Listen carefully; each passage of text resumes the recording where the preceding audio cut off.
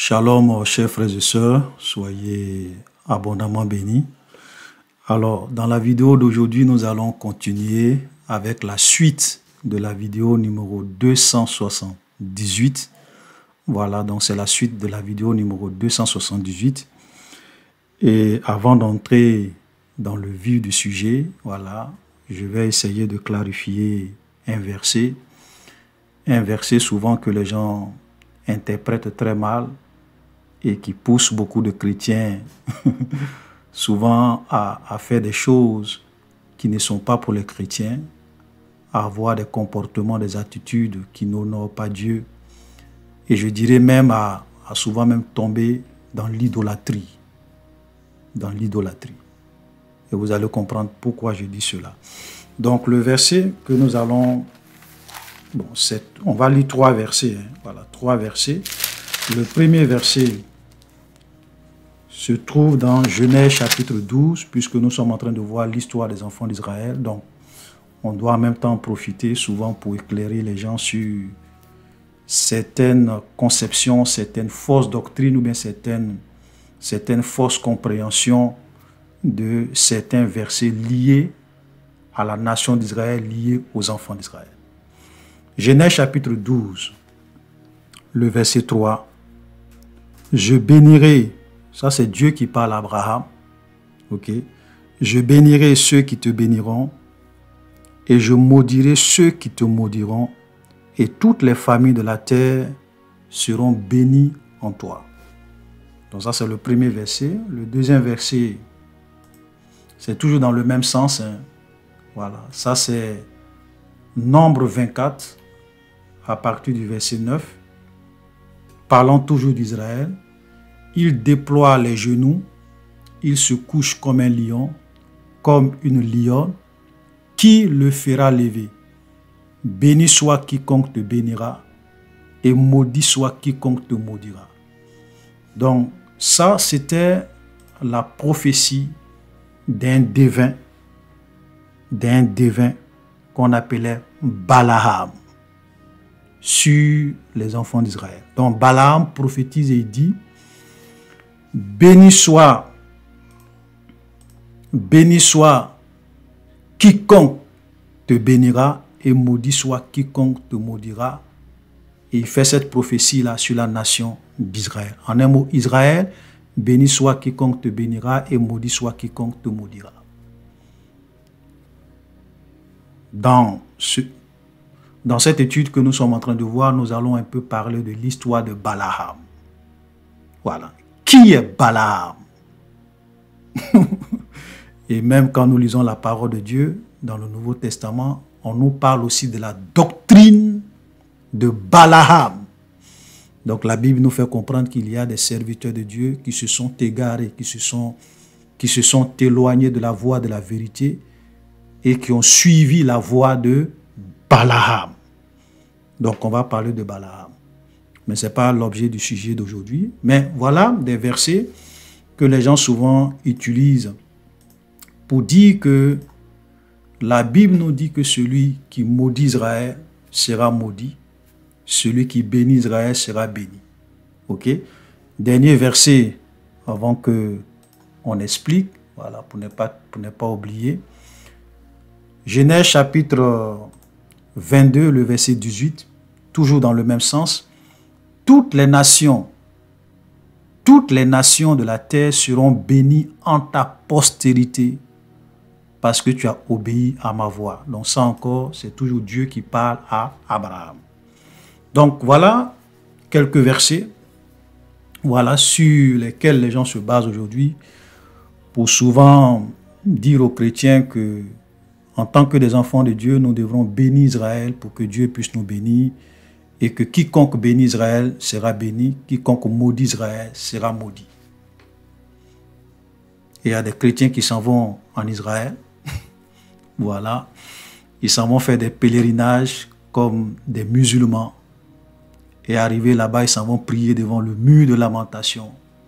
Ils s'en vont tisser des alliances avec Israël. Voilà, ils font même des offrandes, ils soutiennent même financièrement Israël Parce que pour eux, la Bible est claire. Dieu a dit que celui qui bénit Israël sera béni. Celui qui maudit Israël sera maudit. Ça, c'est vraiment une fausse doctrine et une hérésie, si je peux. C'est une hérésie. Voilà. Vous savez, les temps dans lesquels nous sommes, nous ne sommes plus au temps d'Abraham. Dieu a dit à Abraham, il a dit à Abraham, celui qui te maudit sera maudit. Celui qui te bénit sera béni. Mais regardez ce que Dieu dit. Toutes les nations de la terre seront bénies en toi. Toutes les nations de la terre, toutes les familles de la terre, toutes les nations de la terre seront bénies en ta postérité. Maintenant, la question que nous devons nous poser, et ou bien même ce que nous devons nous demander, qu'est-ce que la Bible dit par rapport à cette postérité?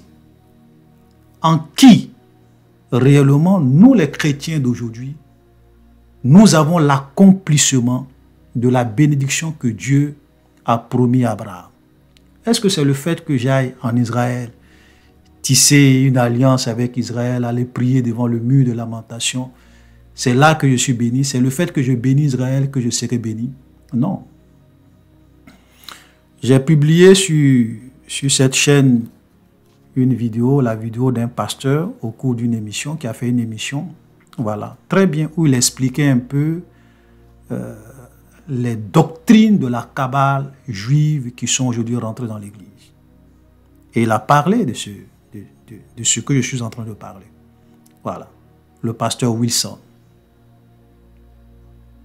Mais il a dit quelque chose qui est très intéressant. Il dit, mais les Arabes, les pays arabes, tous les jours, ils maudissent Israël. Ils maudissent Israël. Ils maudissent Israël. Il y a d'autres même qui veulent rayer Israël même de la carte. Ok? L'Iran, plein de pays. Vous voyez les tensions qu'il y a entre Israël et puis les Arabes. Tous les jours, les Arabes maudissent la nation d'Israël. Mais pourquoi Dieu ne les maudit pas? Ils sont même plus prospères que plusieurs pays africains. Ils ont des puits de pétrole, ils engrangent des milliards. Chaque année, ils sont très prospères financièrement. Pourquoi Dieu ne les maudit pas? Alors qu'eux, ils maudissent Israël. Israël qui a été créé en 1948, là, ils maudissent Israël tous les jours. Ça veut dire quoi? La parole de Dieu ne s'accomplit pas sur eux. Simplement pour vous dire que les temps de la grâce dans lesquels nous sommes, la bénédiction ne s'obtient pas en allant bénir Israël. Et la malédiction ne s'obtient pas en allant maudire Israël. C'est faux. Soyons clairs sur ça. Sinon, les pays arabes allaient être les pays les plus maudits de la terre. Mais ils sont les pays les plus prospères, parmi les pays les plus prospères de la terre. Donc, de quoi Dieu est en train de parler ici? Nous allons lire un passage. Voilà. Frères, vous connaîtrez la vérité et la vérité vous affranchira. Amen. Jésus a été clair. Nous allons lire Galates. Galates chapitre 3.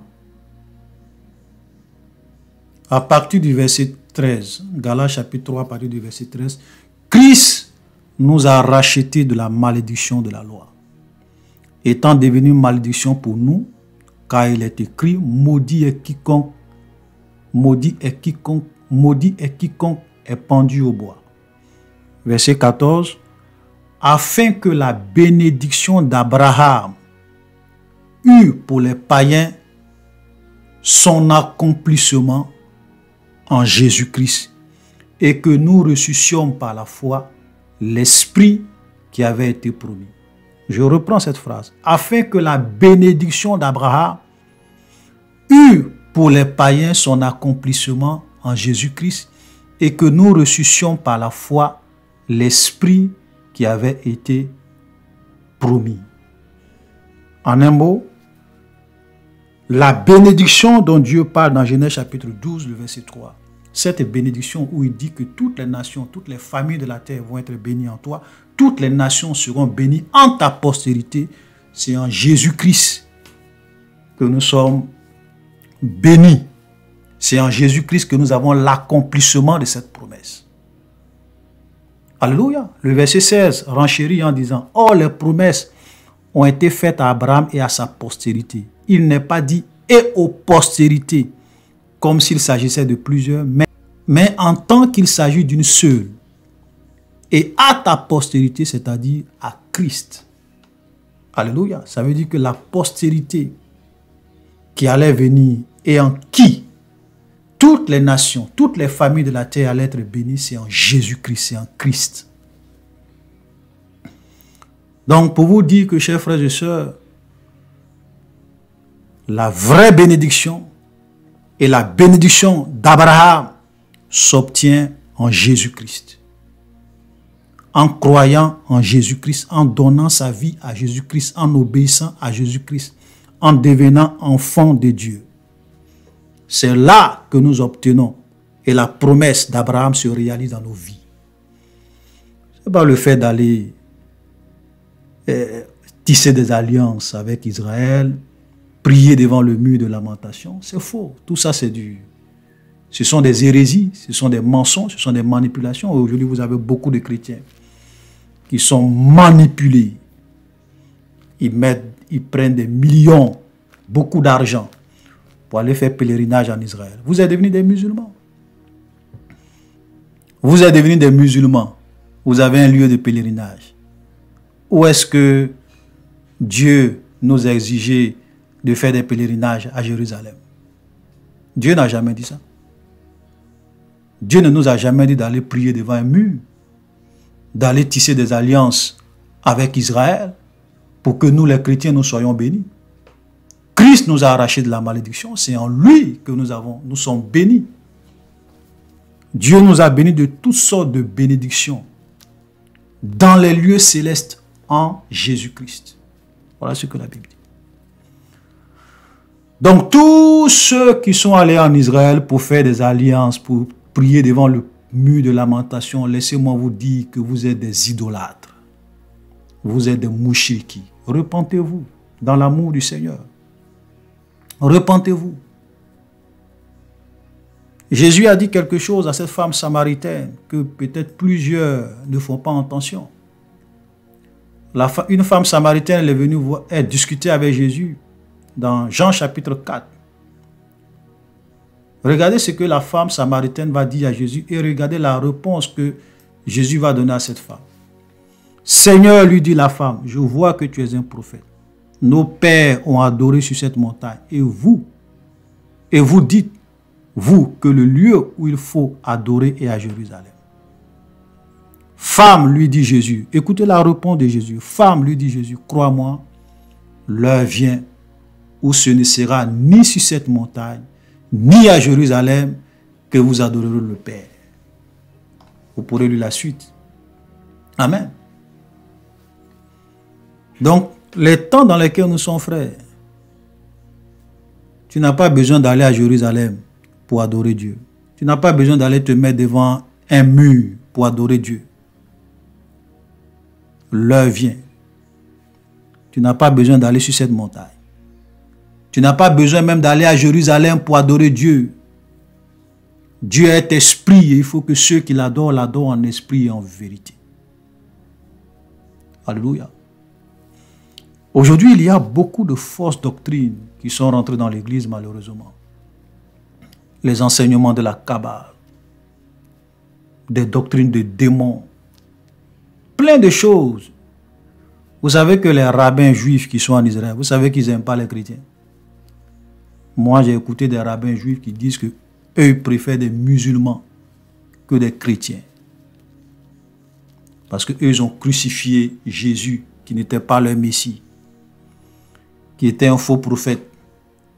Et nous adorons l'un de leurs frères juifs, qui n'était pas leur Messie. Et souvent, ils détestent les chrétiens au plus profond d'eux-mêmes. Je pense que tout dernièrement, même, les gens veulent introduire une loi pour empêcher même que les gens puissent parler de Jésus, évangéliser en Israël. Il y a une loi dans ce sens. Il y a une loi que les gens prévoient. Je ne sais pas si ça a été déjà même voté. OK? Vous pensez que ces gens-là sont des chrétiens? Vous pensez qu'ils aiment Jésus? Ils n'aiment pas Jésus. C'est pour cela qu'ils ont crucifié le Christ. Ils attendent leur Messie, qui sera bien sûr pour nous les chrétiens l'Antichrist. Donc quand vous allez en Israël, que vous voyez les Juifs, ils vous laissent là. C'est parce que c'est du tourisme que vous allez faire, ça leur rapporte de l'argent, ça permet à leur économie. C'est pour cela qu'ils ne parlent pas. Hein. Ce n'est pas parce qu'ils vous aiment. Ils se moquent de vous dans leur cœur. Voilà. Arrêtez d'aller dépenser de l'argent en train de faire des pèlerinages comme des musulmans à Jérusalem. Dieu n'est pas dans toutes ces choses-là. Il y a des chrétiens même qui s'en vont. Ils s'en vont se faire baptiser, se rebaptiser dans les eaux du Jourdain. Des idolâtres. Des idolâtres, des mouchriki. Et vous pensez que c'est comme ça que Dieu va vous bénir? Dieu ne va jamais vous bénir dans ce genre de choses. Toutes ces alliances que vous allez signer en Israël sont nulles et de nul effet. Il y a des gens même qui s'en vont en Israël pour aller tisser des alliances en faveur de leur pays. Puisque Dieu a dit celui qui bénit Israël sera béni. Donc ils s'en vont en Israël pour tisser des alliances avec des rabbins, avec des juifs, pour que la bénédiction d'Abraham tombe également sur le pays. C'est malheureux. Vous ne comprenez ni les Écritures, ni la puissance de Dieu. Tous ceux qui ont accepté Jésus et qui ont cru en Jésus, toutes les promesses de Dieu s'accomplissent en Jésus. Voilà, c'est tout. Donc, pour être béni, il faut croire en Jésus. C'est tout. Pour être béni, il faut croire en Jésus. Pour entrer dans la bénédiction d'Abraham, il faut croire en Jésus. Ce n'est pas la peine de vous fatiguer. Non, celui qui bénit Israël sera béni, celui qui maudit Israël sera béni. Tout ça, c'est du chimère. J'insiste là-dessus. Parce que beaucoup de chrétiens ont été endoctrinés dans ce genre de choses. Ça fait que même souvent, quand les juifs même font des choses qui ne sont pas bien, ils ne peuvent pas parler. Quand les juifs font des choses qui ne sont pas bien, même quand ils tuent des innocents, les Palestiniens innocents, ils ne peuvent pas parler. Parce que pour eux, s'ils disent que c'est mauvais, ils sont en train de maudire Israël, Dieu va les maudire. Dieu ne fait acception de personne. Le salut, dans les temps dans lesquels nous sommes, c'est en Jésus-Christ seul que se trouve la vraie bénédiction et le véritable salut. Ce n'est pas en allant vous fatiguer, en train de cautionner certaines choses en Israël, en fermant la bouche, en fermant les yeux sur certaines injustices, en disant que non, on doit bénir Israël pour que Dieu nous bénisse. Vous n'avez rien compris. La Bible dit que lorsque le nombre des enfants d'Israël sera comme le sable de la mer, seulement un petit reste sera sauvé. Vous comprenez? Quand l'Antichrist va venir, ils vont accepter l'Antichrist. Ils vont accepter l'Antichrist. Donc aujourd'hui, ils attendent cet Antichrist-là, leur Messie qui sera un grand kabbaliste, un grand chef militaire, un grand homme politique qui va réellement leur permettre de gouverner le monde. Voilà ce qu'ils attendent. Malheureusement pour eux, ça sera l'Antichrist. Et à la fin, plusieurs vont comprendre. Un petit nombre va comprendre. Et ce sont eux qui seront sauvés quand Jésus reviendra pour les défendre. Donc, chers frères et sœurs, quittons dans ces histoires qui ne nous font pas avancer, qui n'est pas de Dieu. Amen. Donc, je tenais vraiment à clarifier cette position-là pour que les gens ne se perdent pas et ne se laissent pas manipuler, avoir peur de parler d'Israël, parce que si tu parles mal d'Israël, tu seras maudit, tu parles bien d'Israël, tu seras béni. Pour être béni, il faut croire en Jésus. C'est en lui que se trouve la bénédiction. Je vais lire un dernier verset à cet effet, et puis on va continuer avec notre sujet. 2 Corinthiens chapitre 1, 2 Corinthiens chapitre 1, le verset 20. Car pour ce qui concerne toutes les promesses de Dieu, c'est en lui qu'est le oui, en qui, si vous lisez le verset 19, on est en train de vous parler ici de Jésus. C'est en lui qu'est le oui. C'est pourquoi l'amen par lui est prononcé pour nous à la gloire de Dieu. Vous comprenez? Pour ce qui concerne toutes les promesses de Dieu, c'est en lui qu'est le oui. C'est-à-dire que c'est en Jésus que nous avons le oui de toutes ces promesses. Donc nous avons l'accomplissement de toutes ces promesses. C'est pas en allant bénir Israël ou en allant maudire Israël. C'est faux. Nous ne sommes plus au temps de l'Ancien Testament ou bien au temps de la loi. Nous ne sommes plus au temps d'Abraham. Nous sommes au temps où le Fils de Dieu est venu et par sa mort et sa résurrection à la croix, il a tout accompli. C'est en lui que se trouve la réalisation de toutes les promesses de Dieu et toutes les bénédictions d'Abraham. Amen. Alléluia. Ça, c'est vraiment très important. Donc, nous allons, voilà, continuer, comme je l'ai dit en introduction, avec la suite de la vidéo numéro 278. Et donc, nous avons déjà vu dans quelles circonstances les enfants d'Israël sont arrivés en Égypte, en esclavage pendant 400 ans. Nous avons expliqué un certain nombre de vérités dans la première partie. Dans la deuxième partie, nous avons vu comment Moïse a reçu son appel. Et c'était vraiment important, comment Moïse a rencontré Dieu, ce que Dieu lui a dit, et comment Moïse a pris la décision ensuite de partir en Égypte pour réellement accomplir la mission que Dieu lui a confiée. Libérer son peuple de la servitude, de la domination des Égyptiens, de Pharaon.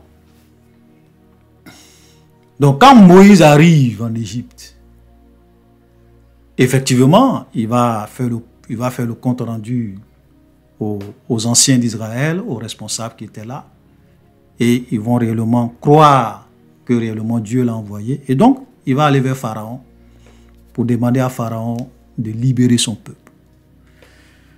Et comme Dieu l'avait dit à Moïse, Pharaon ne va pas laisser les enfants d'Israël partir.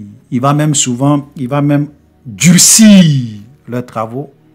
Il va même les faire encore souffrir. Et comme Dieu voulait montrer sa gloire, il va frapper l'Égypte de 10 plaies.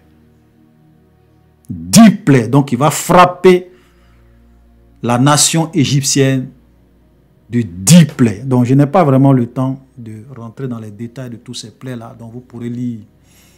Et je vous conseille même de lire tous les 5 premiers livres de la Bible. C'est-à-dire que tout chrétien, voilà, tout chrétien doit, dans sa vie, au moins avoir lu les 5 premiers livres de la Bible.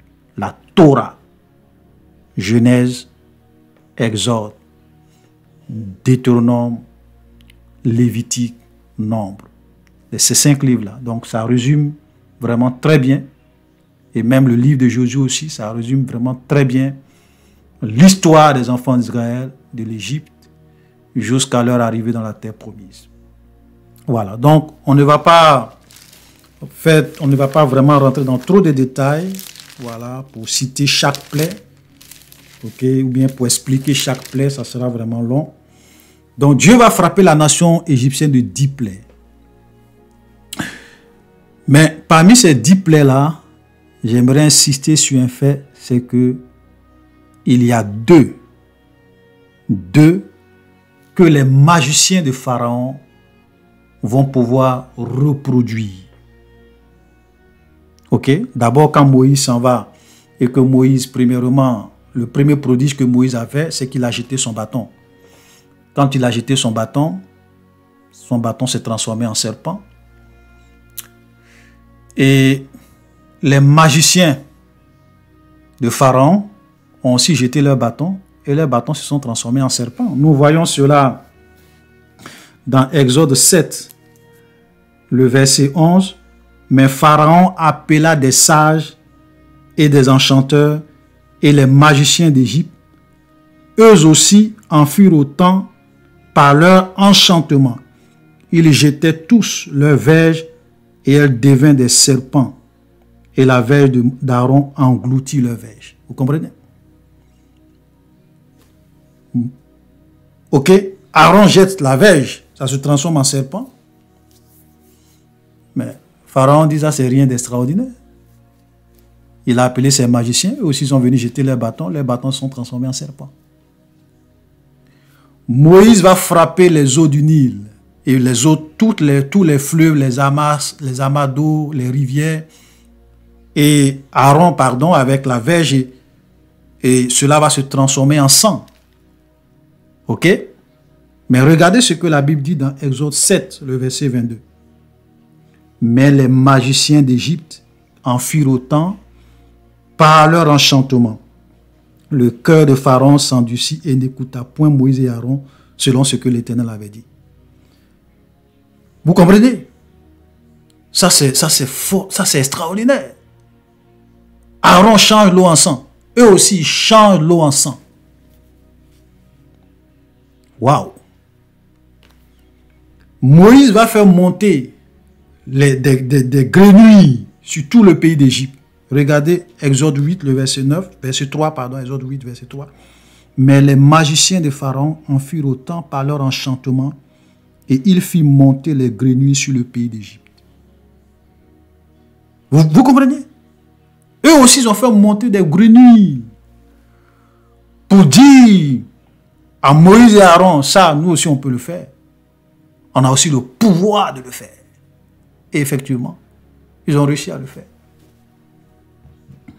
Mais c'est lorsqu'on va arriver sur la troisième plaie, ok, là où réellement la poussière va se changer en poux.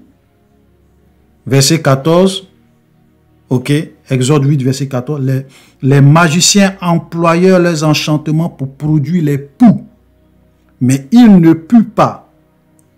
Et les poux étaient sur les hommes et sur les animaux. Et les magiciens disent à Pharaon, c'est le doigt de Dieu. Donc quand on arrive sur la troisième plaie, c'est là qu'ils se rendent compte que vraiment là, on commence à rentrer dans une autre dimension. Parce qu'au début, ils pensaient que ce que Moïse faisait, c'était de la magie. Donc eux aussi, ils ont pu faire. Mais quand on arrive ici, ils disent non, cette fois-ci, Pharaon, franchement, là, c'est le doigt de Dieu. Mais comment ils savent que c'est le doigt de Dieu? Parce que tout mystique, tous ceux qui sont dans le monde spirituel, qui travaillent avec le diable, avec les démons, qui invoquent les mauvais esprits, ils savent que Dieu existe. Ils savent que le diable existe. Ils savent aussi que Dieu existe. Et ils savent que le monde a été créé par Dieu. Ils savent.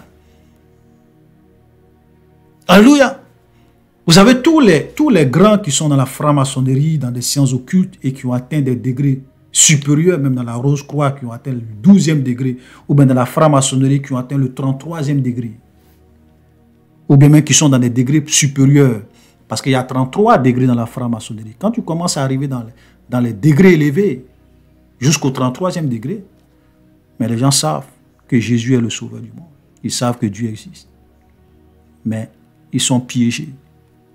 Ils ont déjà signé le pacte, ils ont déjà vendu leur âme au diable. Et ils savent que s'il sort de là, c'est la mort. Parce que c'est ça le diable. Il ne te dit pas tout ce qui t'attend. Il te dit non, accepte. Voilà, accepte le deal avec moi. Signe le pacte. Tu auras la gloire, tu auras l'argent, tu auras le succès, tu auras la prospérité. Mais il ne va jamais te dire les sacrifices énormes que tu auras à faire et le prix que tu auras à payer. C'est pour cela que je le dis et je le répète. Satan ne sera jamais une bénédiction pour l'homme. Alléluia. Faisons beaucoup attention. Donc vous comprenez ici. Donc qu'est-ce que nous pouvons retenir de ça? Frère, c'est une preuve. C'est une preuve que même le diable aussi fait des miracles. Les démons font des miracles. Les sorciers, les mystiques peuvent aussi faire des miracles. Ceux qui travaillent pour Satan peuvent faire des miracles. C'est vrai que le diable est puissant, mais le diable n'est pas le tout puissant. Et nous voyons ça ici. Satan est fort. mais il n'est pas plus fort que Dieu. Vous voyez, lorsqu'on arrive sur la troisième plaie, les magiciens vont essayer par leur enchantement de transformer la poussière en poux, mais ils n'ont pas pu. Parce que le pouvoir du diable a une limite. Satan a une limite. Seul Dieu n'a pas de limite. Dans sa puissance, dans sa gloire, dans sa force. C'est pour cela qu'on ne doit même pas avoir peur de Satan. Frères, je vous en prie, faisons beaucoup attention parce qu'il y a beaucoup d'infiltrés dans les églises.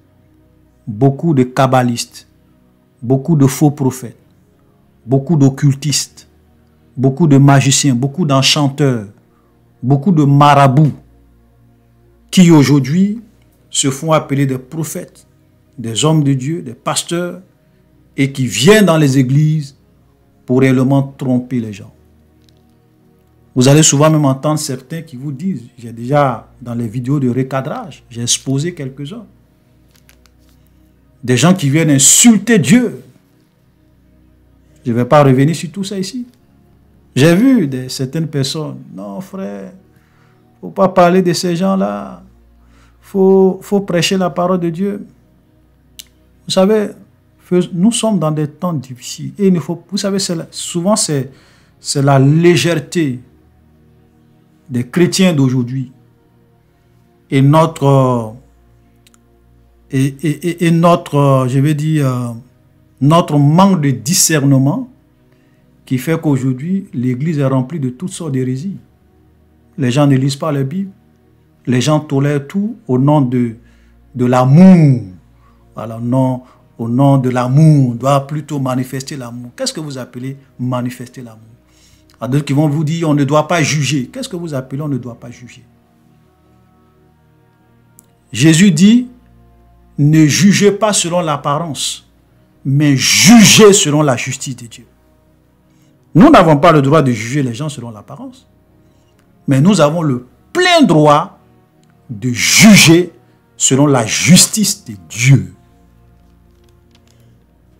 Si tu ne veux pas juger selon la justice de Dieu, c'est que tu ne comprends pas peut-être la parole de Dieu, ou bien tu es un lâche. C'est tout, tu es un lâche. N'ajoutez pas foi à tout esprit. Bien-aimés, n'ajoutez pas foi à tout, mais éprouvez les esprits pour savoir s'ils sont de Dieu, car plusieurs faux prophètes sont venus dans le monde. Maintenant, si je ne dois pas juger, si je ne dois pas analyser, si je ne dois pas regarder, si je ne peux pas condamner, comment je peux éprouver les esprits? Comment je peux détecter que lui-là c'est un faux? Puisque tout ce qu'il fait, je ne dois pas juger. C'est comme cela que beaucoup de faux prophètes sont venus dans l'église. Ils abusent des jeunes filles, ils exploitent les gens, ils s'enrichissent par la manipulation en tournant le sang des Écritures, ils exploitent les pauvres, les veuves, ils jouent sur leur misère, sur leur pauvreté, ils se construisent des châteaux, ils mènent une vie de rockstar. Et les chrétiens sont là, on ne doit pas juger l'homme de Dieu. Dieu a dit qu'on ne doit pas toucher à ses oins. Vous savez que dans la nouvelle alliance, avec Jésus, tous les enfants de Dieu sont des oins de Dieu. Nous sommes tous des sacrificateurs pour Dieu. Jésus a fait de nous des sacrificateurs pour son Père. Tous les enfants de Dieu sont oins. Tu as l'Esprit de Dieu en toi, tu as l'onction de Dieu en toi, tu es enfant de Dieu. Il n'y a pas de privilège plus grand qu'un enfant de Dieu. C'est pour cela que Jésus pouvait dire, n'appelez personne votre Père, n'appelez personne votre directeur, n'appelez personne votre maître. Un seul est votre Père, un seul est votre maître. Vous êtes tous des frères. Des frères. Méfiez-vous de tous les hommes de Dieu qui souvent veulent se mettre sur un piédestal pour vous dominer, sous prétexte que eux, ce sont des serviteurs de Dieu, des privilégiés de Dieu. Ça, c'est de la manipulation. Même moi-même, si je dis quelque chose qui n'est pas bon, tu peux même faire une vidéo sur moi. Tu peux me recadrer. Voilà, il n'y a pas de problème. Il n'y a pas de problème. Je suis un frère. Moi, je ne suis pas ton Dieu. Je suis un frère. Même l'apôtre Paul, il a repris le doyen Pierre. Le doyen Pierre qui a marché avec Jésus pendant 3 ans et demi, qui a vu la mort de Jésus, la résurrection de Jésus, qui était même avec les disciples à la chambre haute, qui a prêché devant 3000 âmes, et les 3000, plus de 3000 âmes, puisqu'il y a 3000 au moins qui se sont convertis. Quand le doyen Pierre a commencé à avoir des comportements bizarres, Paul l'a repris devant tout le monde. Il dit, tu as un comportement qui n'est pas digne d'un serviteur de Dieu. C'est de l'hypocrisie. Vous comprenez? Voilà les vrais serviteurs de Dieu. Vous savez, nous tous là, notre Père, c'est Dieu. Notre Maître, c'est Jésus. C'est vrai que Dieu peut te dire, toi, tu es un prophète. Dieu peut te dire, toi, tu es un pasteur. C'est une mission qu'il te confie. Mais cela ne veut pas dire que tu es supérieur par rapport à ceux à qui tu prêches. Cela ne veut pas dire que tu es supérieur par rapport au petit chrétien qui est là, peut-être même qui balaie le temple. Tu n'es pas supérieur à lui. Tu n'es pas supérieur. Voilà ces histoires de hiérarchie, de casques dans les églises, des intouchables dans les églises, parce qu'ils portent le titre de révérend. Mon œil.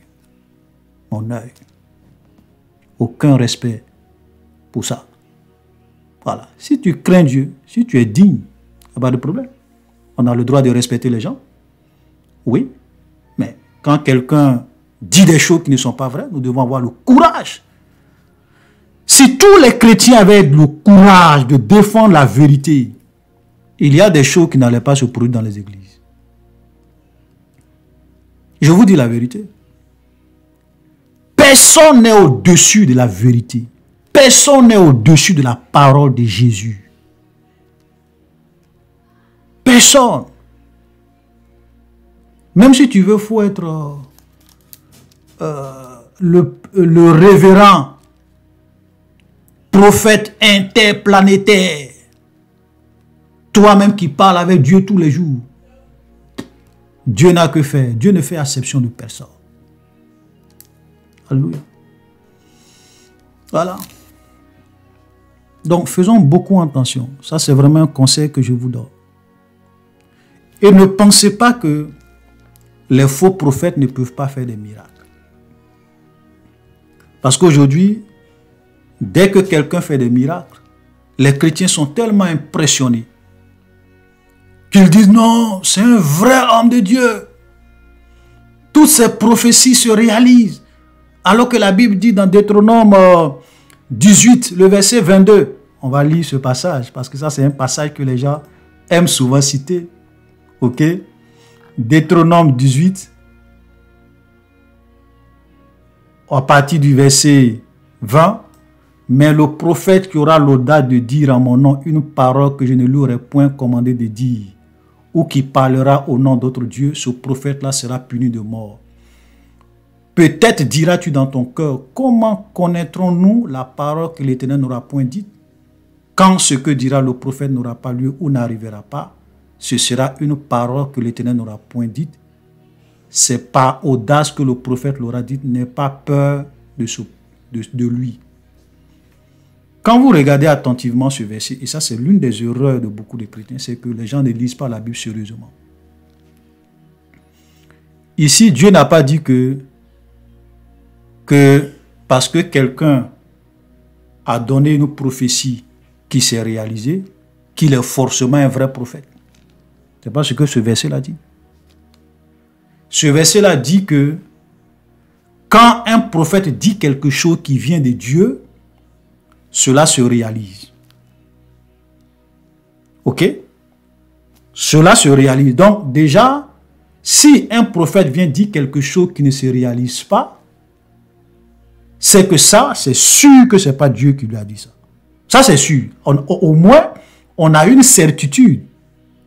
On a une certitude que si quelqu'un se dit prophète et qui vient dire quelque chose qui ne se réalise pas, c'est que ce n'est pas Dieu qui lui a parlé. Et la Bible dit, une parole, ce prophète-là sera puni de mort. C'est pour cela que souvent, je dis souvent que si nos soi-disant prophètes d'aujourd'hui, qui viennent donner des prophéties qui ne se réalisent pas, non, Donald Trump sera président, non, Marine Le Pen sera président, non, ceci, cela, et puis ça ne se réalise pas. S'ils étaient au temps de Moïse, ils étaient morts. Ils étaient morts. Une parole, on n'a même pas dit deux paroles, une parole, tu es mort. Parce que le ministère de prophète, dans l'ancienne alliance, on ne joue pas avec ça. Alléluia. Ça, mais la Bible aussi dit qu'un prophète peut, un faux prophète, écoutez-moi très bien, un faux prophète peut venir te dire quelque chose qui se réalise. On va lire. Vous savez, tout est dans la parole de Dieu. Deutéronome 13, le verset 1. S'il s'élève au milieu de toi un prophète ou un songeur qui t'annonce un signe et un prodige, et qu'il y ait accomplissement du signe ou du prodige dont il t'a parlé en disant, allons après d'autres dieux, des dieux que tu ne connais pas, et servons-les. N'écoute pas les paroles de ce prophète ou de ce songeur, car c'est l'Éternel votre Dieu qui vous met à l'épreuve pour savoir si vous aimez l'Éternel votre Dieu de tout votre cœur, de toute votre âme. Vous comprenez? Donc quelqu'un peut venir te donner une prophétie, un signe ou un produit qui se réalise. Un prophète peut te dire quelque chose qui se réalise. Mais après, écoute ce qu'il va te dire. S'il te pousse à aller vers d'autres dieux, à aller suivre d'autres enseignements, à faire des choses qui sont contraires à la parole de Dieu, tu ne dois pas écouter ce prophète. Voilà là où beaucoup de chrétiens échouent et se font avoir. Comme on l'a vu tout à l'heure, frère, le diable peut te dire quelque chose qui va se réaliser. Vous pensez que Satan, tout ce que le diable peut... Satan, un prophète peut te dire des choses qui sont vraies. Comme on le voit aujourd'hui dans certaines églises, il y a des prophètes qui viennent. Je suis dans ton village. Voilà. Dans ton salon, tes fauteuils sont de telle couleur. Ton compte bancaire, c'est ça. Ton numéro de téléphone, c'est ça. J'entends un nom. Kwame, qui est Kwame? Ah oui, c'est moi. Kwame, ok, Kwame. J'entends un autre nom, Kwasi. Qui est Kwasi? Ah, c'est mon grand frère. Ah, ok. Et tu vois, les gens sont contents, ça vibre. Prophétise, homme de Dieu. Can I prophesy? Prophesy, man of God. Est-ce que je peux prophétiser? Prophétise. J'appelle ça des églises de tohu bohu. Ça, c'est pas de la prophétie, c'est de la divination. C'est de la divination. Vous avez vu des prophètes de la Bible venir dire à quelqu'un, la couleur de ta chambre, c'est comme ça. Ton compte bancaire. Donc, tu ne connais pas ton compte bancaire. Frère, je vais te dire, même les démons connaissent ton compte bancaire. Les démons connaissent ton numéro de téléphone. Les démons connaissent tous les membres de ta famille. Les démons connaissent ton papa, ta maman qui est décédé. Le diable connaît tout ça. Satan a un système de renseignement 24 heures sur 24. Il y a des gens même qui sont possédés par des démons. Donc les démons sont en eux. Le démon, il dort avec toi, il se réveille avec toi. Il connaît là où tu travailles, il connaît le salaire que tu gagnes, il connaît tout ce que tu fais dans ta vie. Quand tu arrives devant ces devins, il communique avec les démons qui sont en toi. Il peut faire de telle sorte que ces démons-là te fassent tomber. C'est pour cela que vous avez dans des églises, quand le pasteur soulève sa main, tout le monde tombe. Brrr. Les gens qui sont possédés, les gens qui ne sont pas possédés, tout le monde tombe. Brrr. On dit power. Quel power? Quel power? Vous avez vu Jésus en train de s'amuser à faire tomber les gens à gauche, à droite pour montrer qu'il est puissant. Ceux qui tombaient lorsqu'ils voyaient Jésus, ceux qui poussaient des cris, c'était des possédés. Des gens qui étaient possédés par des démons. Et Jésus chassait. La Bible dit même que Jésus souvent même ne leur permettait même pas de parler, il les chasse. Jésus ne discutait pas avec les démons. Le seul cas où il a parlé avec un esprit, il lui a demandé quel est ton nom. Et quand Jésus a fait ça parce qu'il voulait que ses disciples comprennent que un homme peut être possédé par plusieurs démons. C'est la seule question qu'il a. Quel est ton nom? Et le démon a dit Légion, car nous sommes nombreux. Ça veut dire qu'il y avait plusieurs démons dans cette personne. Donc chaque démon pouvait donner son nom. Non? Légion, ce n'est pas un nom. Il dit car nous sommes nombreux. Jésus les a chassés. Pour que ses disciples sachent qu'un homme peut être possédé par plusieurs démons. Jésus n'a jamais discuté avec les démons.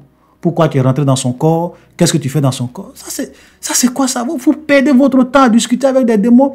Les démons sont des menteurs.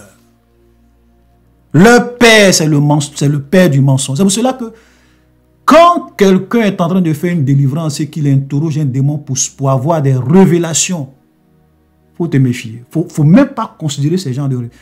Une révélation qui vient de la bouche d'un démon, jette ça à la poubelle. Parce que ça peut être truffé de mensonges. Nous, on a vécu des cas où des démons ont sémé la zizanie dans des églises, au milieu de certains frères. Parce que avant que ces démons-là ne partent, ils ont donné une fausse révélation en accusant certaines personnes dans les églises, alors que c'était faux. Et ça a créé des dégâts dans les églises. Alléluia. Donc, frères et sœurs, faisons beaucoup attention. Ces pasteurs qui viennent et qui sont dans le spectacle, qui font tomber les gens par ici. Et souvent, vous arrivez dans des églises, le dimanche, le monsieur est tombé. L'autre dimanche, encore, il va tomber. Après encore, toujours c'est lui qui tombe. Donc, en fait, tu as quel problème? Donc, ton démon, il ne fait que te faire tomber et on ne le chasse pas. Ça, c'est du spectacle. Et ces gens-là jouent avec vous. En réalité, ils ne chassent pas les démons de vous. Ils jouent avec les démons qui sont en vous. Puisqu'ils sont là, ce sont des initiés. Donc, comme il doit faire son spectacle, donc le démon va te faire tomber, tu vas te relever, le démon va te faire tomber. Parce que c'est comme ça que lui, il arrive à convaincre les gens qui sont dans l'église qu'il est puissant. Mais jamais il ne chasse les démons. Parce que Satan ne peut pas chasser Satan. Voilà. Donc, chers frères et sœurs, faisons beaucoup attention. Donc, quelqu'un peut dire quelque chose qui se réalise et être un faux. C'est pour cela que vous avez beaucoup de jeunes filles qui sont abusées, exploitées sexuellement par ces faux prophètes, parce qu'ils sont venus leur dire des choses qui sont vraies dans leur vie. Donc pour eux, c'est un vrai prophète. Quand le prophète dit oui, il faut venir, je vais te laver, le démon qui est en toi, il faut que je couche avec toi pour que l'esprit part. Voilà, parce que comme c'est par le rapport sexuel que l'esprit est entré dans ta vie, il faut que moi aussi je couche avec toi pour chasser le démon. Et vous avez des femmes qui croient en ça. Oh boy! Oh boy!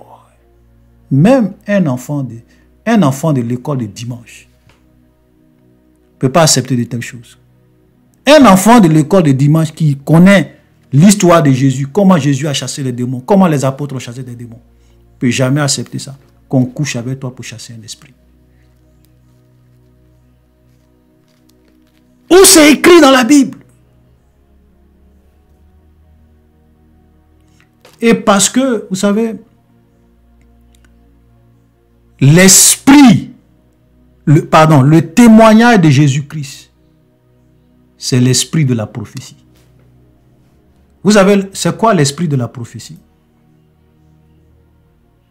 Nous allons lire dans Apocalypse, qui nous dit c'est quoi l'esprit de la prophétie. Apocalypse 19, verset 10. Je tombais à ses pieds pour l'adorer. Il me dit, garde-toi de le faire, je suis ton compagnon de service et celui de tes frères qui ont le témoignage de Jésus-Christ. Ça, c'est l'ange qui parle à l'apôtre Jean. Lorsque l'apôtre Jean a vu toutes ces visions et qu'il voulait se prosterner devant un ange, l'ange lui a dit, ne le fais pas. Ce n'est pas la peine de m'adorer. Vous avez des pasteurs aujourd'hui, dans leur église, les chrétiens se prosternent devant eux, comme des dieux.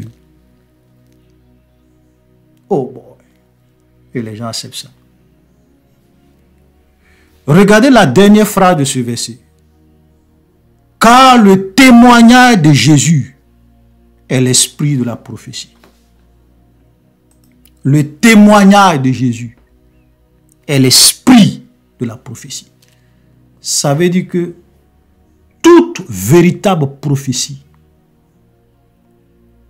ok, doit attirer les gens à Jésus, doit conduire les gens à Jésus, doit orienter les gens à Jésus. Et toute véritable prophétie doit être conforme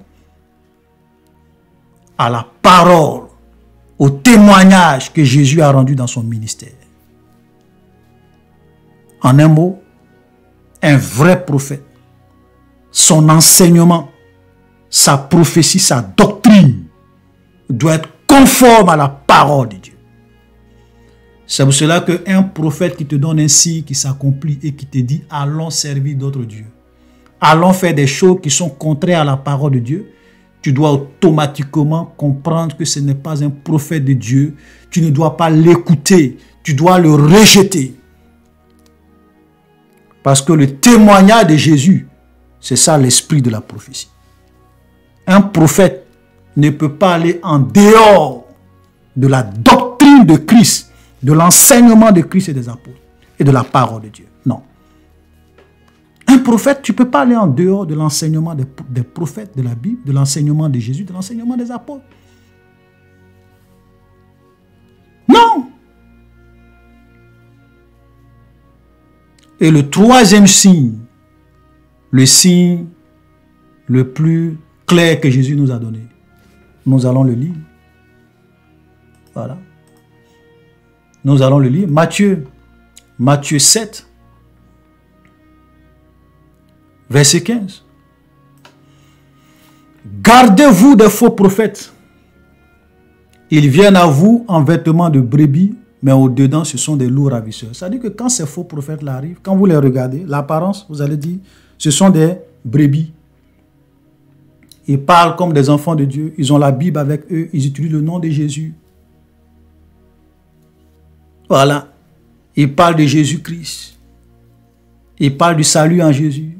Donc, ils viennent en vêtements de brebis.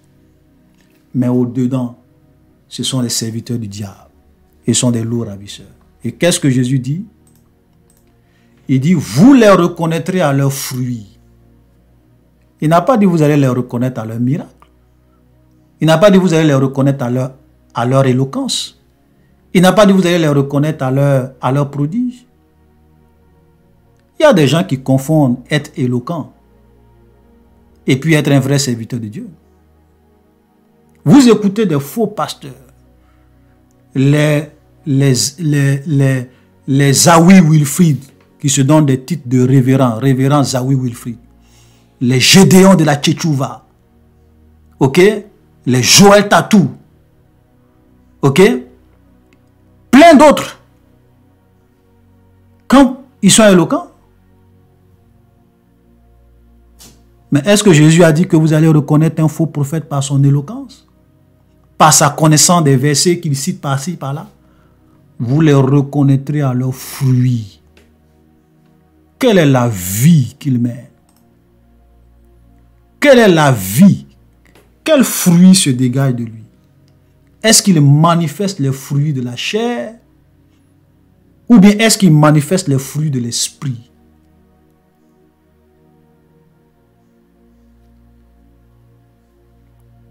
Les fruits de la chair sont nombreux. Vous voulez que je vous donne quelques-uns, quelques fruits de la chair? Je vais vous citer. Or, les œuvres de la chair sont manifestes. Ce sont l'impudicité. Certains pasteurs qui vivent dans l'impudicité, dans l'adultère. Quand vous allez dans leur église, l'adultère bat son plein. Les gens forniquent à gauche, à droite. Le prophète lui-même, il est dedans. Le pasteur lui-même, il est dedans. Donc, il ne peut pas condamner ses fidèles qui sont dedans. Il fait comme s'il ne voit pas. L'impudicité, l'impureté, la dissolution, l'idolâtrie, la magie, les inimitiés, les querelles, les jalousies, les animosités, les disputes, les divisions, les sectes, l'envie, l'ivrognerie, les excès de table et les choses semblables. Je vous le dis, comme je l'ai déjà dit à ceux qui... je vous le dis, comme je l'ai déjà dit, que ceux qui commettent de telles choses n'hériteront point le royaume de Dieu. C'est pour cela que ces pasteurs et ceux qui le suivent et qui mènent cette vie de débauche, de péché, ils ne vont pas hériter le royaume de Dieu. C'est clair. Ceux qui commettent de telles choses n'hériteront point le royaume de Dieu. Mais le fruit de l'esprit, c'est l'amour, la joie, la paix, la patience, la bonté, la bénignité, la fidélité, la douceur, la tempérance. Vous comprenez? Le fruit de l'esprit, une vie de sainteté, une vie de pureté. Donc un vrai prophète, sa vie est en phase avec la parole de Dieu. Sa vie est conforme avec la parole de Dieu.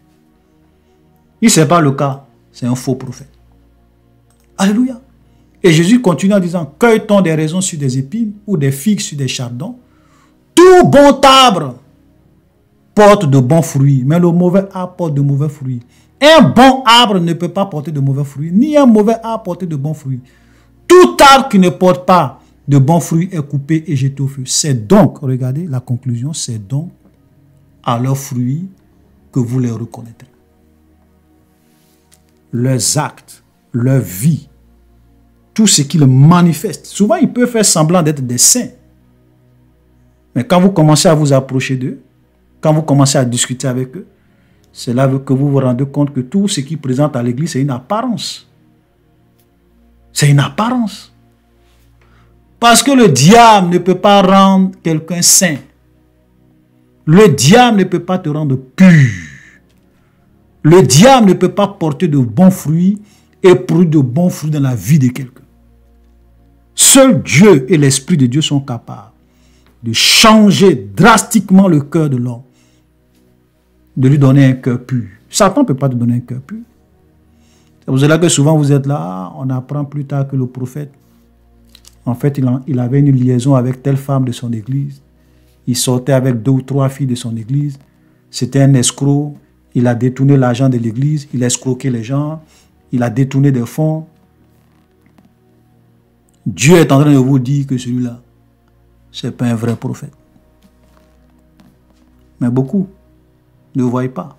Non, on ne doit pas juger le pasteur. Oh, on ne doit pas toucher au coin de Dieu. Oh, on ne doit pas blasphémer contre le Saint-Esprit. Des techniques de manipulation des foules. Ça, ce sont des techniques de manipulation des foules. Pour fermer votre bouche. Voilà. Non, il ne faut pas détruire l'œuvre de Dieu. Quand tu vas accuser le pasteur, l'église va se diviser. Mais ce n'est pas une église. C'est un synagogue de Satan. Parce que Jésus a dit, je bâtirai mon église.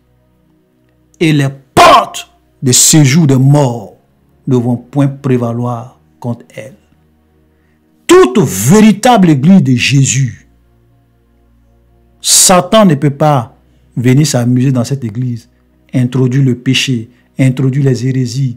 Le péché est tellement introduit dans l'église que le péché est monté jusque même à la tête de l'église. Ça, c'est plus une église de Jésus. Satan a vaincu cette église par le péché. Alors que Jésus a dit, je bâtirai mon église et les portes des séjours des morts ne vont point prévaloir contre elle. Donc ça, ce n'est pas une église de Jésus. Qu'est-ce que vous ne comprenez pas?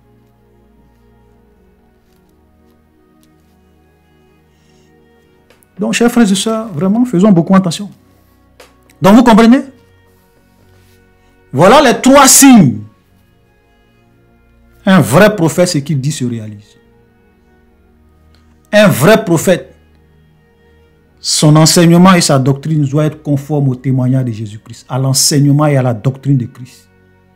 Un vrai prophète doit porter des fruits dignes de la repentance. S'il échoue à un seul, ou bien s'il échoue devant un seul de ces critères, marqué sur son dos, faux prophète. Marqué sur son dos, faux prophète. Un seul, je n'ai même pas dit 2. Parce que s'il donne une prophétie qui ne se réalise pas, faux. S'il donne une prophétie qui se réalise et qu'il enseigne des choses qui ne sont pas correctes, faux. Ok?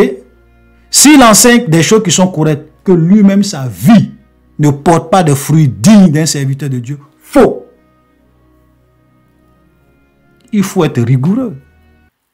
Vous savez ce qui a fait que l'église, les chrétiens de l'église primitive, tu ne pouvais pas venir t'amuser avec eux?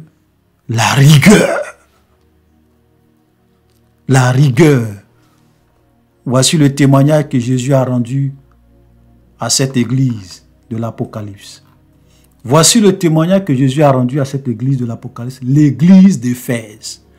Apocalypse chapitre 2, le verset 1. Écrit à l'ange de l'église d'Éphèse, voici ce que dit celui qui tient les 7 étoiles dans sa main, celui qui marche au milieu des 7 chandeliers d'or. Je connais tes œuvres, ton travail et ta persévérance. Je sais que tu ne peux supporter les méchants, que tu as éprouvé ceux qui se disent apôtres et qui ne le sont pas, et que tu les as trouvés menteurs. Et Jésus félicite cette église pour ça. Il dit, voici des gens qui se prenaient pour des apôtres. Mais tu les as éprouvés. Et tu as trouvé qu'ils étaient des menteurs. Et Jésus dit, très bien. Et c'est les chrétiens d'aujourd'hui. Oh, on ne doit pas juger l'apôtre de Dieu. On ne doit pas juger le prophète de Dieu. Oh, je ne devais pas attirer la malédiction. Tu es un enfant de Dieu. Dieu ne peut pas maudire son enfant. Tous ces pasteurs qui vous parlent de malédiction, tu as péché contre le Saint-Esprit, tu seras maudit. Ça, c'est la manipulation. Ce sont des techniques de manipulation. Alléluia. Nous sommes tous des frères. Si ton frère est en train de faire quelque chose qui est mauvais, tu le recadres. Souvent même avec force et vigueur, sans égard pour sa personne, pour sauver son âme. C'est comme ça que les églises, telles que l'église d'Éphèse, ils agissaient. Il y a des gens qui venaient pour dire qu'ils sont des apôtres. Oui, on est apôtres. Il dit, ok, on va voir si vous êtes apôtres. Les gens regardent, et puis après se rendent compte qu'ils ne sont pas des apôtres, ce sont des menteurs. Sont des menteurs. La légèreté de plusieurs chrétiens aujourd'hui dans l'église fait que n'importe qui se lève, il se donne le titre de prophète. N'importe qui se lève, il vient créer une église pour escroquer les gens, gruger les gens pour s'enrichir sur le dos des pauvres. N'importe qui se lève pour venir faire n'importe quoi dans les églises. Parce qu'ils savent que les chrétiens ne vont pas parler. Oui, ils savent ça. Qu'ils sont capables de venir insulter Jésus comme ce Zawi Wilfrid qui vient insulter le Seigneur Jésus. J'ai fait 2 vidéos de recadrage sur lui. Et vous voyez des chrétiens qui applaudissent. C'est triste. Alléluia. Donc, chers frères et sœurs, nous allons nous arrêter là. Et puis, la prochaine fois, nous allons continuer. Donc, aujourd'hui, nous avons mis l'accent sur les enseignements que nous pouvons tirer des 10 plaies d'Égypte et comment les magiciens de Pharaon étaient capables, eux aussi, de reproduire les prodiges que Moïse et Aaron ont eu à faire. Simplement pour vous dire que Satan aussi est puissant. Et la Bible nous dit qu'à la fin des temps, excusez-moi, je vais lire ce passage parce que c'est très important ça va toujours dans le même sens.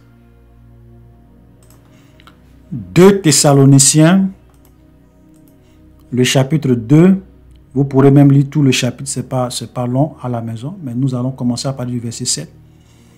Car le mystère de l'iniquité agit déjà. Il faut seulement que celui qui le retient ait disparu. Ici, on est en train de parler de l'homme impie, du fils de la perdition, de l'antichrist qui va venir. Regardez le verset 8. Alors paraîtra l'impie, et alors paraîtra l'impie, que le Seigneur Jésus-Christ détruira par le souffle de sa bouche et qu'il anéantira par l'éclat de son avènement. L'apparition de cet impie se fera par la puissance de Satan. avec toutes sortes de miracles, de signes et de prodiges mensongers, avec toutes les séductions de l'iniquité pour ceux qui périssent parce qu'ils n'ont pas reçu l'amour de la vérité pour être sauvés. Donc ici, la Bible est en train de dire que l'apparition de l'Antichrist se fera par la puissance de Satan, avec toutes sortes de miracles, de signes, de prodiges. Vous comprenez? Ça veut dire que les temps qui arrivent, frère, vous n'avez pas encore vu des miracles. L'apparition de l'Antichrist, là, vous allez assister à des miracles et des miracles. Le diable va commencer à agir à un niveau inégalé jusque-là pour séduire le maximum de personnes. Parce qu'il sait que les temps sont finis et que le temps joue contre lui. Alléluia. C'est pour cela que, chers frères et sœurs, aujourd'hui, il ne s'agit pas de suivre quelqu'un aveuglement parce qu'il fait des miracles. Il ne s'agit pas de suivre quelqu'un aveuglement parce qu'il t'a donné une prophétie ou bien t'a donné une information sur ta vie qui est vraie. Satan peut faire tout ça. Donc soyons prudents. Shalom, chers frères et sœurs. Voilà, et à la prochaine pour la suite.